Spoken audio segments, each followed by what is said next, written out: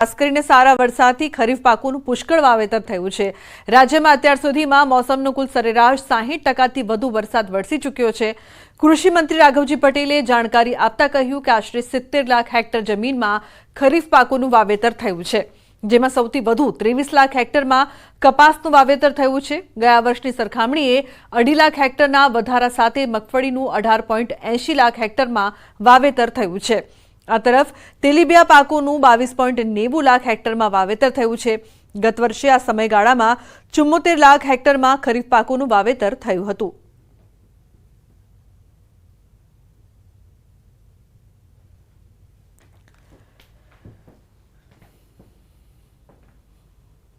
ચાલુ વર્ષે ગુજરાતમાં સમયસર સાર્વત્રિક અને પૂરતા પ્રમાણમાં વરસાદ થતાં ખેડૂતોએ ખરીફ પાકોનું પૂરતા પ્રમાણમાં વાવેતર કર્યું છે।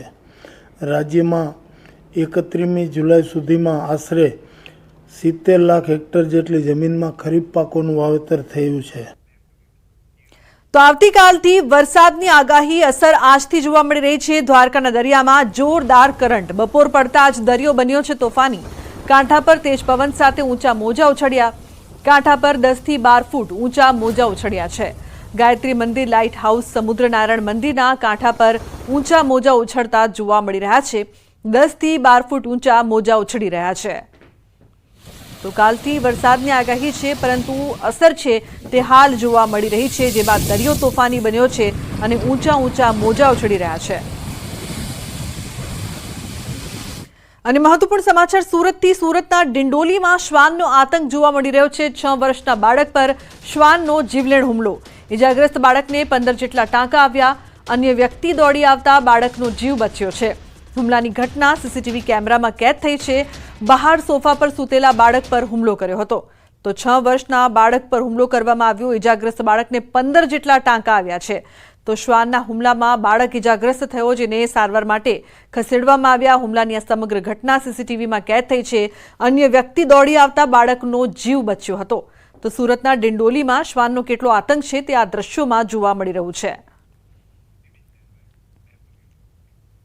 પુણેથી ચોંકાવનારા દ્રશ્યો સામે આવ્યા છે। 4 વર્ષની બાળકી પર લોખંડનો ગેટ પડવાથી દર્દનાક મોત થયું। સમગ્ર ઘટના સીસીટીવીમાં કેદ થઈ છે। પુણેના દીધી વિસ્તારની આ સમગ્ર ઘટના, જ્યાં બાળકો રમી રહ્યા હતા ત્યારે એક બાળક સોસાયટીનો ગેટ બંધ કરવા જાય છે। તે સમયે ગેટ અન્ય બાળકી પર પડે છે અને બાળકીનું ઘટના સ્થળે મોત નીપજ્યું। તો સીસીટીવીમાં આ દર્દનાક ઘટના છે તે કેદ થઈ છે। 4 વર્ષની બાળકી પર ગેટ પડતા તેનું મોત નીપજ્યું। તો આ તસવીરો તમને વિચલિત કરી શકે છે। સીસીટીવીમાં કેદ આ દર્દનાક ઘટનામાં 4 વર્ષની માસૂમ બાળકી છે તેનું મોત નીપજ્યું હતું, જે બાદ પરિવારમાં પણ શોકનો માહોલ જોવા મળી રહ્યો છે।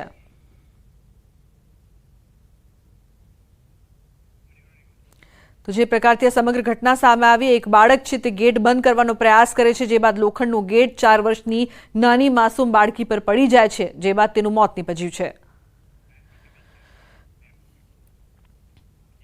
રાજકોટના જસદણ પંથમાં પશુઓમાં એક નવો ગંભીર રોગ જોવા મળી રહ્યો છે।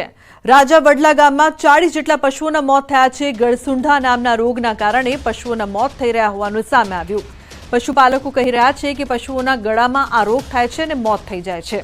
પશુઓના મોત થતા પશુપાલકોમાં ચિંતા જોવા મળી રહી છે। ત્યારે પશુ ચિકિત્સા અધિકારી કહી રહ્યા છે કે આ રોગ થવાથી તાત્કાલિક જાણ કરી રસી મુકાવવી જોઈએ, જેથી અન્ય પશુઓમાં આ રોગ ન ફેલાય। ત્યારે હાલ તો રસી મુકાવવાનું શરૂ કરી દેવાયું છે। તો માલ 6 મરી ગયો છે। તે પછી સાદુરભાઈ રામજીભાઈ છે, એના ખડેલા 2-3 મરી ગયા છે। તે પછી હમીરભાઈ રામભાઈ છે, એના 2 ખડેલા ને 1 પાડો મરી ગયા છે। એટલે આમાં અટાણે બહુ માલધારી માટે કપરો સમય આવી ગયો છે। અત્યારે પશુમાં ભયંકર રોગચાળો આવ્યો છે। 15-20 મિનિટની અંદર ગળું પકડા જાય અને પશુનું મૃત્યુ થાય છે। અંદાજે કેટલાક પશુનું મોત થયું છે? અંદાજે 35-40 નાના મોટા પશુનું મૃત્યુ પામેલ છે। પશુમાં રોગ આવ્યો છે। 35 થી 40 નાના વાછરડું અને પાડરુંના મોત થયેલ છે।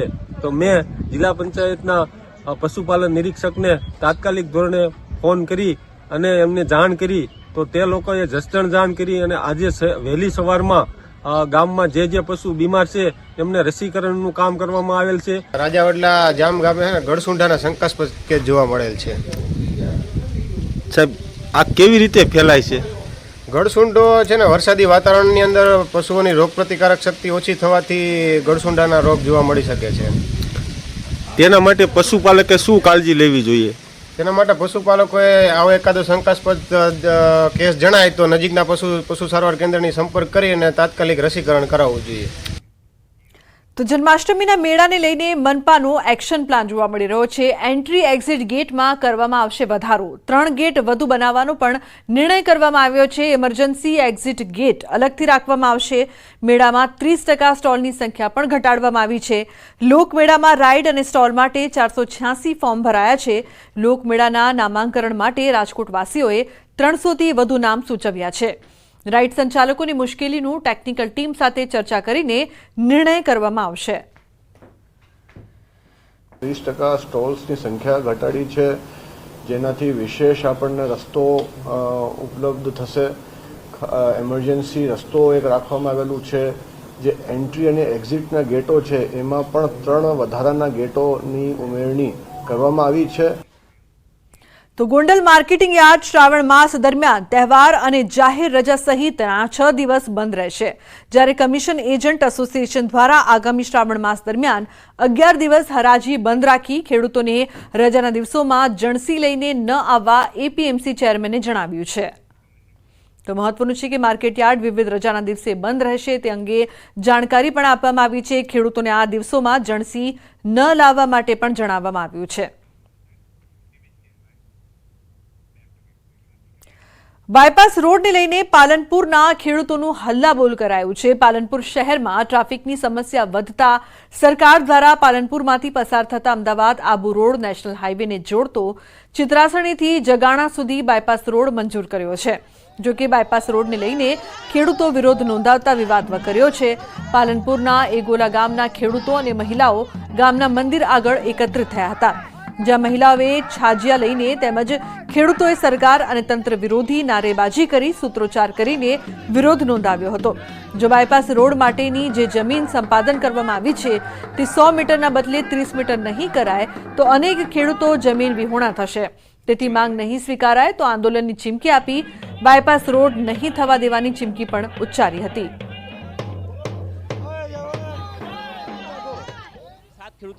ખેડૂતોની ખેતી વિહોણા થઈ જાય છે, તો સરકારે આના પ્રત્યે પણ ધ્યાન રાખવું જોઈએ.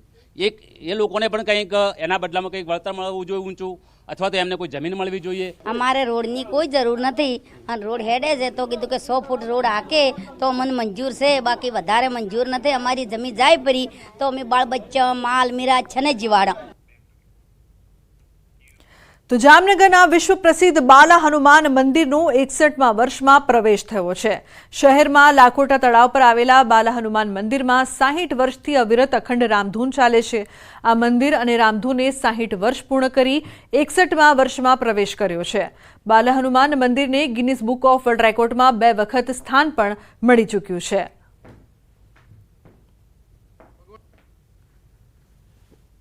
સદગુરુદેવ શ્રી પ્રેમ ભિક્ષુજી મહારાજ કે જેમણે લોક કલ્યાણની ઈચ્છાથી 1/8/1964ના દિવસે જે અખંડ રામધૂન ચાલુ કરેલી, જે અવિરતપણે 60 વર્ષથી ચાલુ હતી, ભગવાન નામ ચાલુ કરેલું, જે અવિરતપણે આજ 60 વર્ષ પૂર્ણ કરી 61મા વર્ષની અંદર મંગલ પ્રવેશ કરેલ છે. તો હવે નજર કરીશું ટોપ 3 હેડલાઇન્સ પર. ભાવનગરમાં જામ્યો વરસાદી માહોલ, ખેતરોમાં જળબંબાકાર. સુરતના ડિંડોલીમાં શ્વાને 6 વર્ષના બાળક પર કર્યો હતો હિંસક હુમલો. બનાસકાંઠાના અમીરગઢ ચેકપોસ્ટ પરથી 9.75 લાખનું ડ્રગ્સ જપ્ત.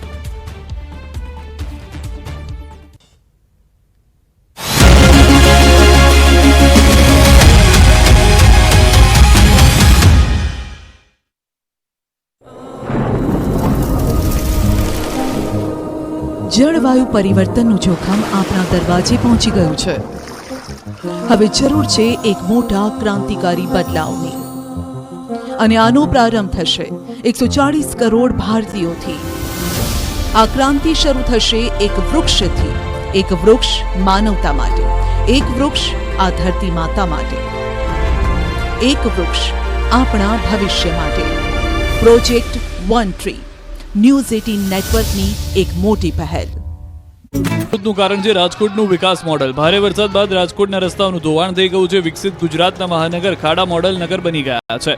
સામાન્ય વરસાદે વિકાસની પોલ ખોલી જતા ત્રાહિમામ થઈ ગયા છે લોકો. વિકસિત ગુજરાતના મોટા મોટા બણગા ફૂંકવામાં આવી રહ્યા છે, પણ જુઓ રાજકોટના રસ્તાઓ. સામાન્ય વરસાદમાં જ રસ્તા પર ખાડા પડી ગયા. વોર્ડ નંબર 11માં રોડ બિસ્માર બની ગયો. અંબિકા ટાઉનશીપના આ રોડ પર તમારે જવું હોય તો હેલ્થ વીમો લેવો પડે. તમારા વાહનનું તો જે થવું હોય થાય, પરંતુ તમારા કમરના મણકા જરૂર ભાંગીને ભૂક્કો થઈ જશે.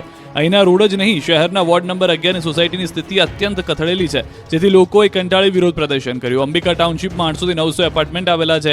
અહીં 50,000 કરતાં વધારે લોકો વસવાટ કરે છે. ખરાબ રસ્તાઓને કારણે લોકો અનેક વખત અકસ્માતનો ભોગ પણ બને છે, પરંતુ તંત્રના પેટનું પાણી પણ હલતું નથી. વડોદરામાં વરસેલા અનરાધાર વરસાદે શહેરને ભારે નુકસાન